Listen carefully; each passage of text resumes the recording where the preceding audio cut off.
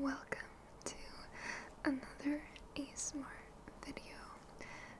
Today I just wanted to read some bedtime stories for you guys, or probably just one story. I got this idea from a commenter on my last video, so thank you. I did some research and it seems that reading other people's work is alright as long as it's in the public domain. So today we will be reading one of the original Brothers Grimm's tales called The White Snake. I am not familiar with this, so this will be a honest first reaction on my part.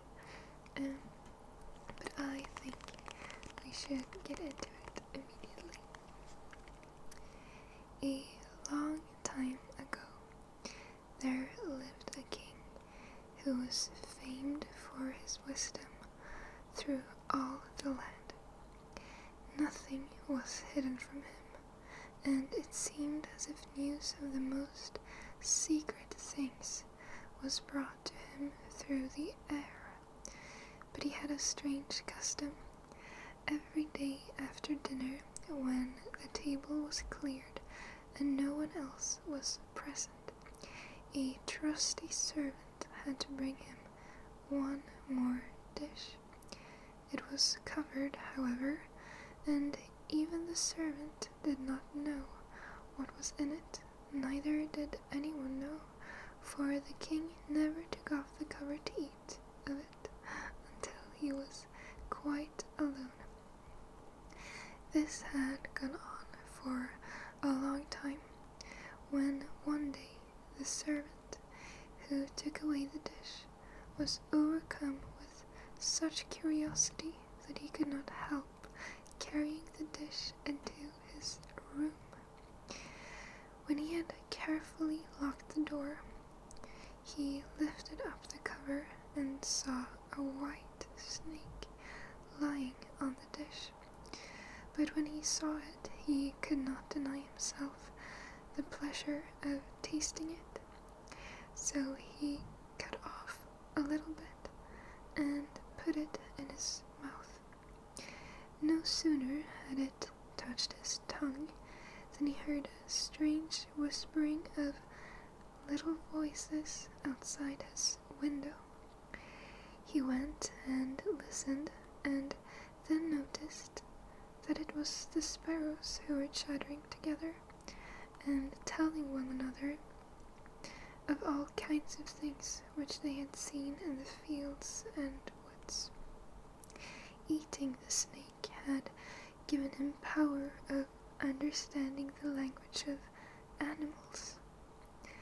Now it so happened that on this very day the queen lost her most beautiful ring, and suspicion of having stolen it fell upon this trusty servant, who was allowed to go everywhere. The king ordered the man to be brought before him and threatened with angry words that unless he could before the morrow point out the thief, he himself should be looked upon as guilty and executed. In vain he declared his innocence. He was dismissed with no better answer. In his trouble and fear, he went down into the courtyard and took thought how to help himself out of his trouble. Now, some ducks were sitting together quietly by a brook and taking their rest, and whilst they were making their feathers smooth with their bills, they were having a confidential conversation together. The servant stood by and listened. They were telling one another of all the places where they had been waddling about all the morning, and what good food they had found. And one said in a pitiful tone, "Something lies heavy on my stomach. As I was eating in haste, I swallowed a ring which lay under the queen's window." The servant at once seized her by the neck, carried her to the kitchen, and said to the cook, "Here is a fine duck, pray kill her." "Yes," said the cook, and weighed her in his hand. "She has spared no trouble to fatten herself, and has been waiting to be roasted long enough." So he cut off her head, and as she was being dressed for the spit, the queen's ring was found inside her.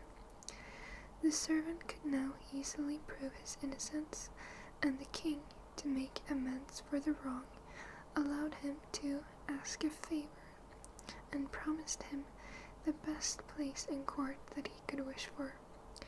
The servant refused everything, and only asked for a horse and some money for traveling, as he had a mind to see the world and go about a little. When his request was granted, he set out on his way, and one day came to a pond where he saw 3 fishes caught in the reeds and gasping for water. Now, though it is said that fishes are dumb, he heard them lamenting that they must perish so miserably, and as he had a kind heart, he got off his horse and put the 3 prisoners back into the water. They leapt with delight, put out their heads and cried to him, "We will remember you and repay you for saving us." He rode on, and after a while it seemed to him that he heard a voice in the sand at his feet. He listened and heard an ant king complain, "Why cannot folks with their clumsy beasts keep off our bodies? That stupid horse with his heavy hoofs has been treading down my people without mercy." So he turned on to a side path, and the ant king cried out to him, "We will remember you. One good turn deserves another." The path led him into a wood, and there he saw 2 old ravens standing by their nest and throwing out their young ones. "Out with you, you idle, good-for-nothing creatures," cried they. "We cannot find food for you any longer. You are big enough and can provide for yourselves." But the poor young ravens lay upon the ground, flapping their wings and crying, "Oh, what helpless chicks we are! We must shift for ourselves, and yet we cannot fly. What can we do but lie here and starve?" So the good young fellow alighted and killed his horse with a sword and gave it to them for food. Then they came hopping up to it, satisfied their hunger, and cried, "We will remember you. One good turn deserves another." Wow. And now he had to use his own legs, and when he had walked a long way, he came to a large city. There was a great noise and crowd in the streets, and a man rode up on horseback, crying aloud, "The king's daughter wants a husband, but whoever seeks her hand must perform a hard task, and if he does not succeed, he will forfeit his life." Many had already made the attempt, but in vain.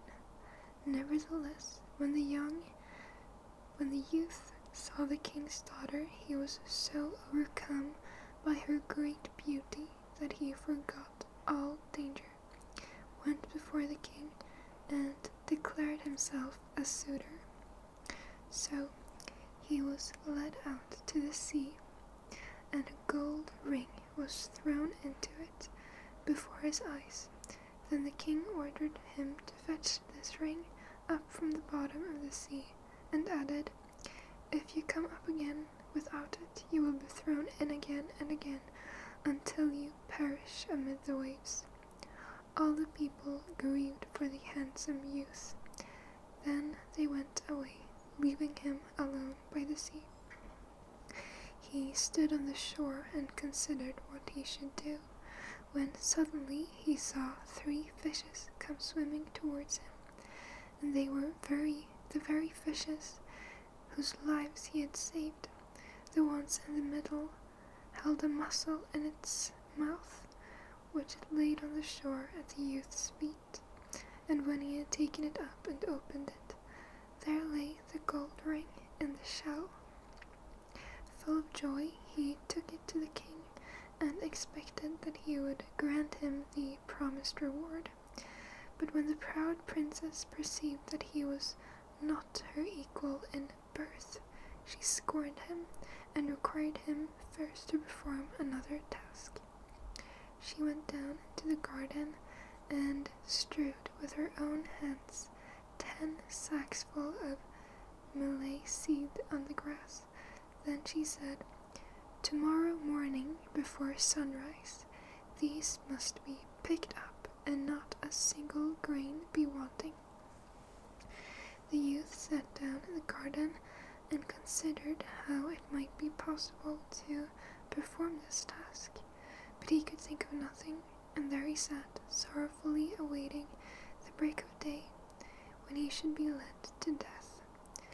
But as soon as the first ray of the sun shone into the garden, he saw all 10 sacks standing side by side, quite full, and not a single grain was missing. The ant king had come in the night with thousands and thousands of ants, and the grateful creatures had, by great industry, picked up all the millet seed and gathered them into the sacks. Presently, the king's daughter herself came down into the garden, and was amazed to see that the young man had done the task she had given him. But she could not yet conquer her proud heart, and said, "Although he has performed both tasks, he shall not be my husband until he had brought me an apple from the tree of life." The youth did not know where the tree of life stood, but he set out, and would have gone on forever as long as his legs would carry him, though he had no hope of finding it. After he had wandered through 3 kingdoms, he came one evening to a wood, and lay down under a tree to sleep. But he heard a rustling in the branches, and a golden apple fell into his hand. At the same time, 3 ravens flew down to him, perched themselves up on his knee, and said, "We are the 3 young ravens whom you saved from starving. When we had grown big and heard that you were seeking the golden apple, we flew over the sea to the end of the world where the tree of life stands, and have brought you the apple." The youth, full of joy, set out homewards, and took the golden apple to the king's beautiful daughter, who had now no more excuses left to make. They cut the apple of life in 2 and ate it together, and then her heart became full of love for him, and they lived in undisturbed happiness to a great age. And that was the story of the white snake. Wow, it was very interesting. I feel like a lot of stuff was going on there. Like, first, the king was just randomly eating snakes every day, and then he just left the king and went on different adventures, and he helped a bunch of animals, but he also killed like the goose and his horse. I was very taken aback when he killed his horse. Maybe you noticed. That was very unexpected. The ending was kind of foreseeable.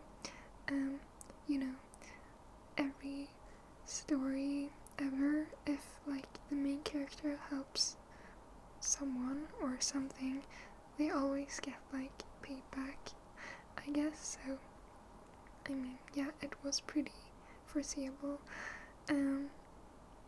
But overall, a pretty decent story.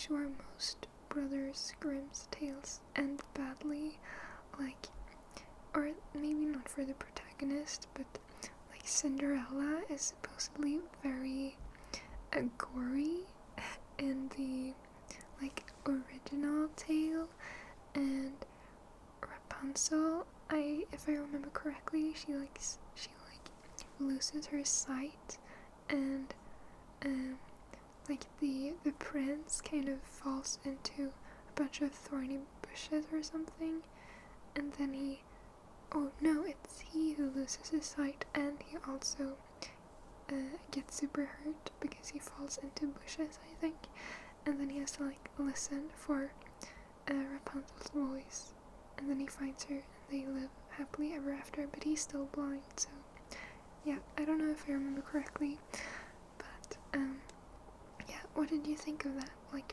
reading together? Please answer me down below if you're still awake. Well, with that said, I will see you in another video. Bye bye.